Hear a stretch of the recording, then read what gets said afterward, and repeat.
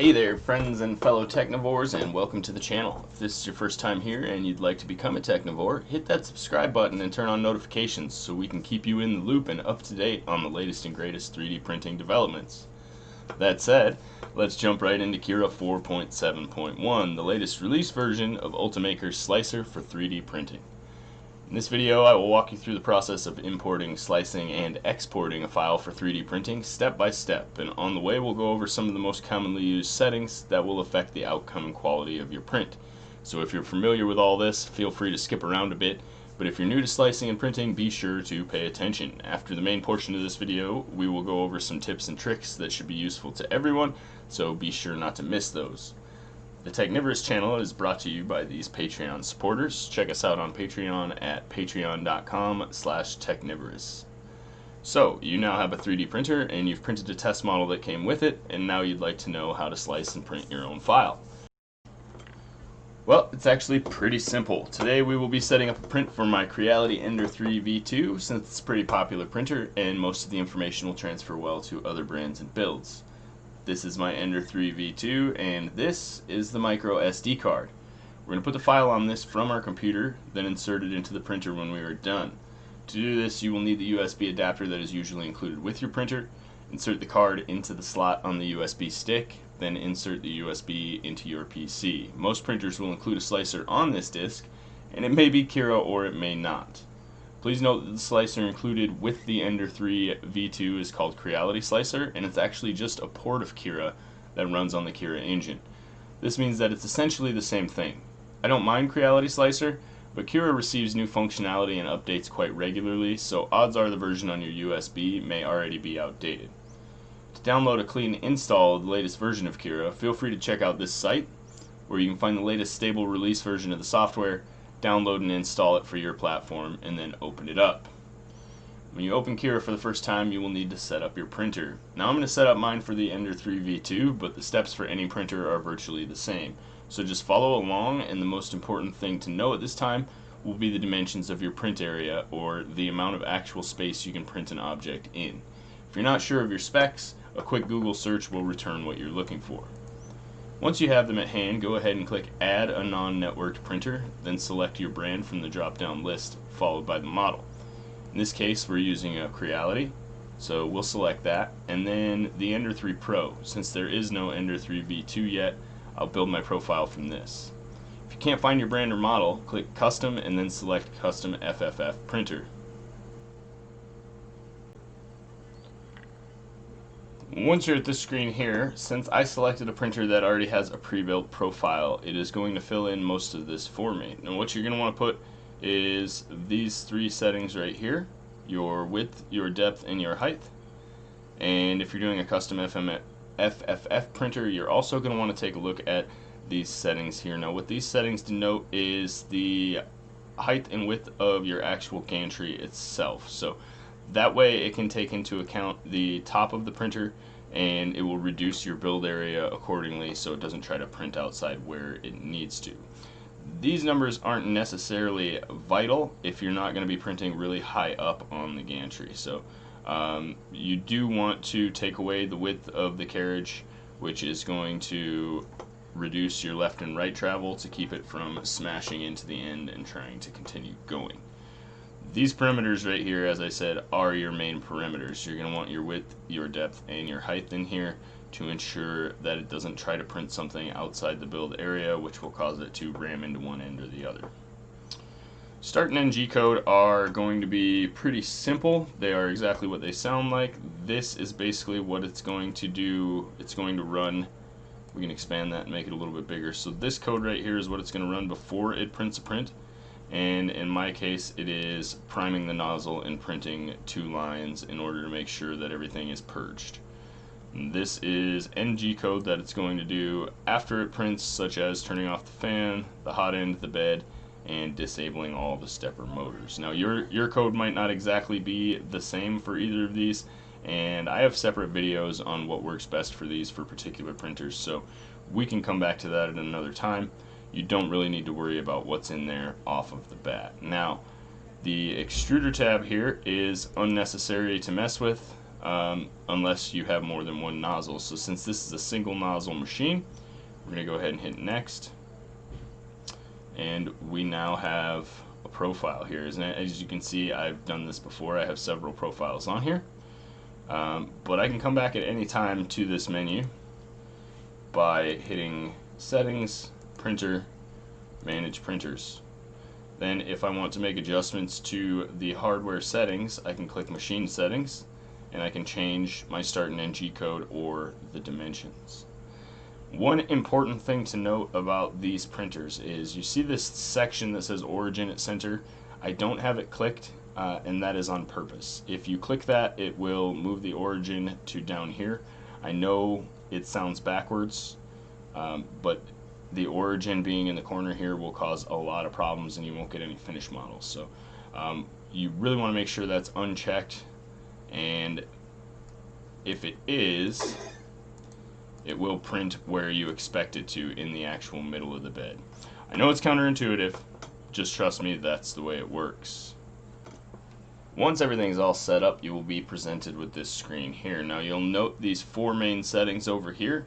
These are the main settings you're going to need to know to print with, and for the most part of this video we're going to stick with just these 4 settings, and they are set to the default for the printer that I built, which is a 0.2mm layer height with 20% infill, no support, and no adhesion. We'll go over each of those settings in just a second, but first let me show you how to bring a model in here. We're using STLs with Cura. There are some other file types that it takes, but this works the best at the moment. So we're going to drag and drop a model right to the build plate. You'll see right off the bat that this model is extending up over the top of my machine and therefore too large for me to print on this printer. So there are some simple ways to manipulate this object, move it around, rotate it, and even scale it down by selecting the object and going over here. And I'm going to go to Scale here, and I have it set to uniform, which means if I change a dimension in one direction, it will change all 3 dimensions to be equal to it. So I say let's print this at half size, 50%, and hit enter. And then once I drag it into the area, it'll snap to the bottom of the build plate because of my settings, and you can see the whole model turns yellow. And you'll notice these red lines throughout here. Those are areas that are going to require support. So what that means is the printer can only print at a certain overhang angle, and after that it'll start to droop and string and you'll lose your form. So we want to print something underneath there to kind of prop it up, and in 3D printing this is known as support. So we're going to go ahead and click support, and that's going to help quite a bit. Another thing with this model is the fact that it's super tall and kind of thin. When the head of the printer starts moving around up here and moving at any decent sort of speed, it is quite possible that it could push downward and over on any direction here basically and cause the build plate to, the model to release from the build plate. And we don't want to knock the model over, so what we're going to do is add adhesion. And there are a couple different settings for adhesion, which we'll go into a little bit more later, but for right now, basically it's just going to add material around the base of the object in order to give it a bigger surface area to grip to our build plate, which is going to be quite helpful and prevent it from warping or knocking over. The other 2 settings over here are going to determine basically the speed of your print and the weight of your print. So infill percentage is exactly what it sounds like. It is how much of the model is printed as a solid object. Now it does this using an infill pattern, which you can see denoted here, in this case a grid pattern, so it doesn't have to print every single part of this object. It'll print the shell or the outer perimeter, and then it'll put infill everywhere that you're not going to see on the inside of the model to keep it structurally sound, but save on some plastic. And 20% is a pretty standard number for infill, so we can go ahead and just leave it there. Now the other setting is going to be your layer height, and that is how high each individual layer of this one slice is going to be printed. So the smaller your layer height, the finer your details are going to be and the less you're going to see those lines, but the longer it's going to take to print. For default it has me set at 0.2 millimeters, and that is actually pretty decent. With that height you will see some slight layer lining, but not much. If you reduce it Further than that, you're going to exponentially add to your time, but you are going to have less finishing work when the model is complete, such as sanding or smoothing, before you can paint the model if that's what you intend to do with it. Now, basically, these 4 settings are all you need to know. I can go ahead and hit slice down here, and once it's done slicing, I'll be able to look at the preview and I can export the file. Alright, and that is exactly what I'm going to recommend that you do. So we're going to go ahead, now that it's sliced, you can see it says preview or save to file. You can click the preview button here, or you can switch to preview mode in the top up here, and you will see exactly what a slicer does. So if there was any confusion before as to what your slicer software was doing to the file, I'm going to explain it to you right now. So once it's done processing all the layers, it will stop. There we go. You can see, if we grab this bar over here and scroll down, okay, right there we are looking at layer 681.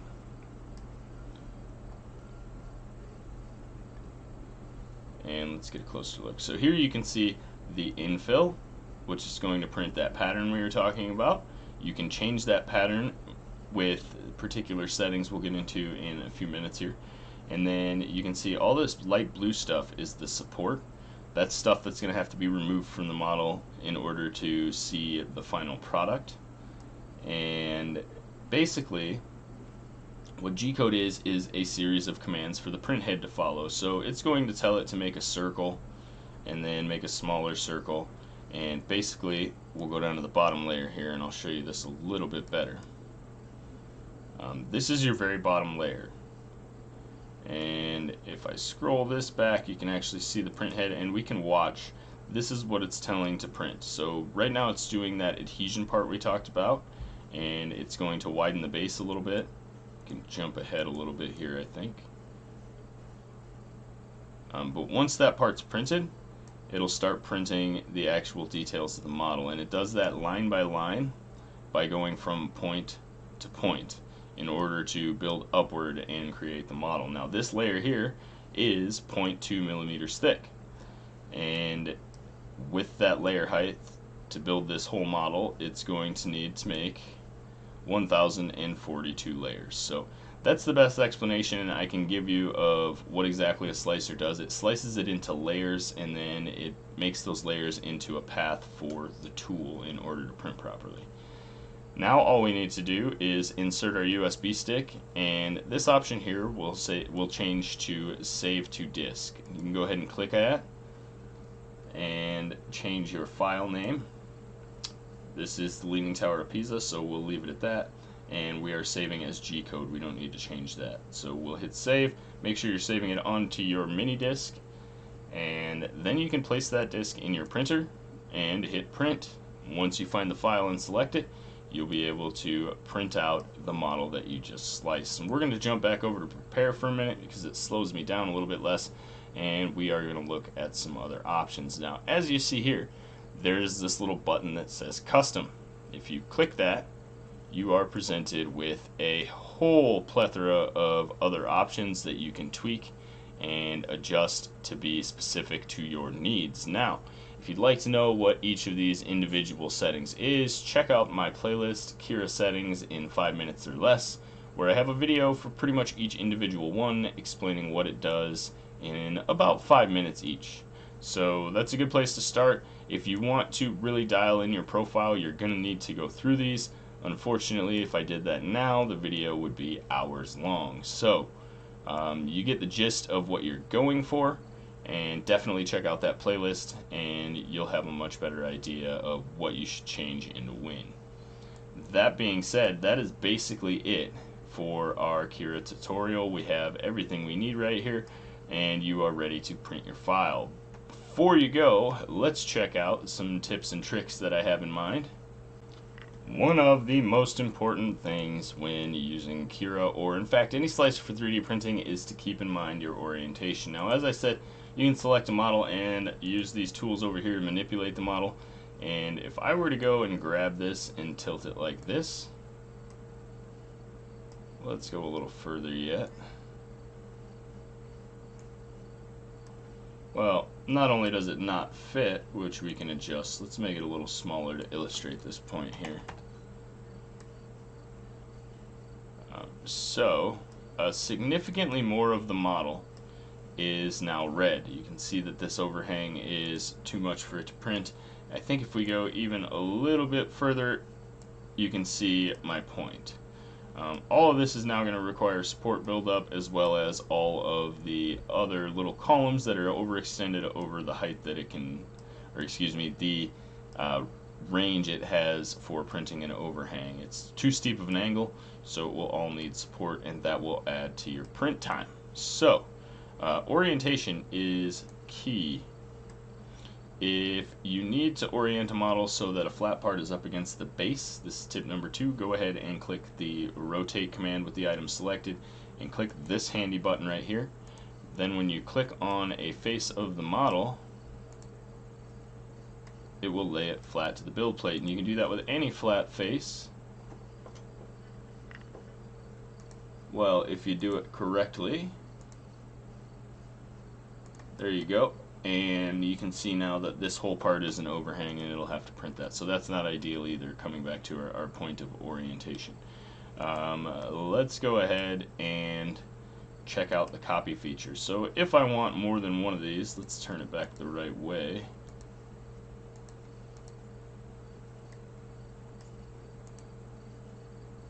Please. There we go. I can right click on it and hit multiply. Now it says number of copies 1. If I click that, it will make 1 additional copy.